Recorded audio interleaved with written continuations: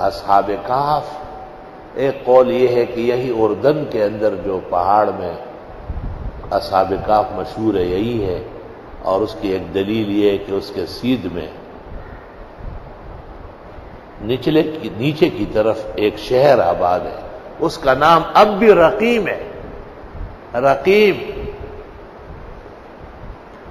علماء کہتے ہیں کہ رقیم کے معنی مرقوم کے، اصحاب کہف کے نام لکھ کے اور ڈالے گئے، اور ایک تختی غار پر لا کے کھڑی باندھ دی گئی، رکھ لی گئی دقیانوس نے۔ یہ اصحاب کہف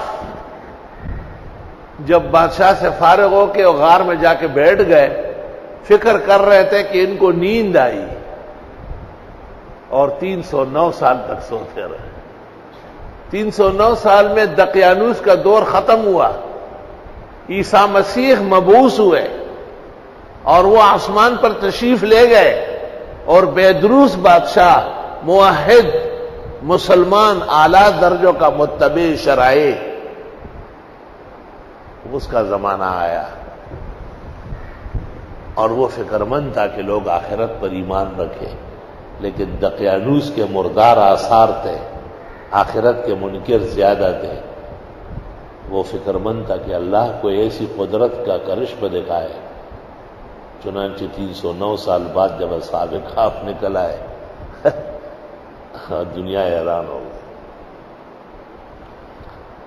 اس واقعہ کے ذیل میں مولانا شبیر احمد عثمانی نے فوائد عثمانیہ میں لکھا ہے کہ ہمارے ہاں ہندوستان میں صوبہ نشوان کے اندر ایک معمر شخص ہے جس کی 256 سال عمر ہے، اور 52ویں شادی کا ولیمہ ابھی کیا ہے۔ 52ویں شادی، عورتیں تو مر جاتی ہے نا، سب کی عمر تو 256 سال نہیں ہوتی۔ یہ کون سا علاقہ ہے اور کون سی جگہ ہے؟ تو ہمارے بزرگوں نے لکھا ہے کہ یہ ایشیائے کوشک کے اندر میں ورائے کوہ کاف کوئی جگہ ہے، اور کہتے ہیں کہ حضرت معاویہ کے زمانے میں وہاں اسلامی فوج پہنچ چکی تھی، اور حضرت معاویہ کو بتایا گیا کہ یہ پہاڑ اور یہ غار اندر اصحاب کہف ہے۔ تو معاویہ نے کچھ لوگوں کو تیار کیا کہ اندر جائے۔ عبداللہ ابن عباس نے منع کیا کہ منع فرمایا ہے مت جائے، لیکن معاویہ نے اپنے اجتہاد سے نہیں مانا۔ وہ لوگ جب اندر گئے تو اتنے بڑا طوفان آیا کہ پتہ ہی نہیں چلا کہ وہ لوگ کہاں پھینک دیے گئے، بالکل نام و نشان نہیں رہا۔ 15 یا 20 مقامات پوری دنیا میں ہیں، نہ جانے کہ آیا اس نام کے لوگ زیادہ ہے۔